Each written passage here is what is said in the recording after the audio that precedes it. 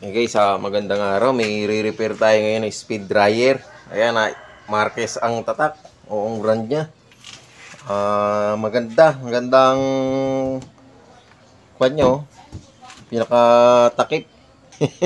So, binaklas ko na to. Tinignan ko na yung loob. Ang problema nito, yung mismong motor niya. Yun ang problema. So, ang problema niya kasi sa motor, yung motor niya pinagawa na sa iba, tapos sunog. Ngayon na pagagawa sa atin, papalitan ng motor. Ang akala ko kasi yung motor nito ay 3 lang ang paa. So 4 pala yung paa nito. Ayun o, tignan nyo. Ayan, ganda ng motor nyo. 4 yung paa. Yan ang mahirap kasi bibihira lang yung ganyan na spin motor o motor ng dryer, 4 ang paa. Kadalasan nito sa camel. Wala tayong magilap na ganyang panang o mismong motor. Pero ang available dito, ito sana yung kakabit ko. Itatatlo lang yung paa. Ngayon, ang gagawin ko sana dito, kung pwede, kung ubra siya, no? Tatanggalin ko yung paa nitong itong ilalim.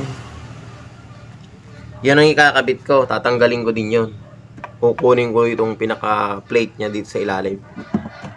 So, try natin baklasin. Subukan natin kung kasukat. Pero palagi kasukat naman yan eh. Kapag hindi, wala tayong magagawa. Bibili tayo ng buong ganyang motor pagka di gumubra.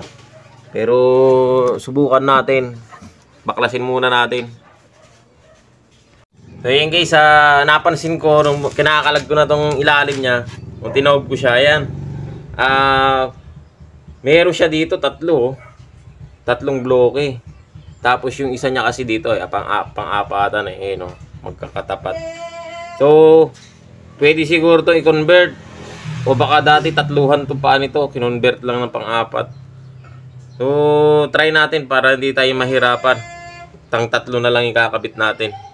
1 hour later. So, yun guys, sana ikabit na natin siya. Kinabit ko na rin pati itong sa ibabaw. At nilagyan ko na siya ng preno. At nilagisan ko yung kable para maganda.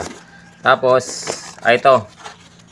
3 paa na lang yung ginamit ko. So, hindi na yun do sa pang-4. So, inalis ko na. Binlang ko na yung ano niya.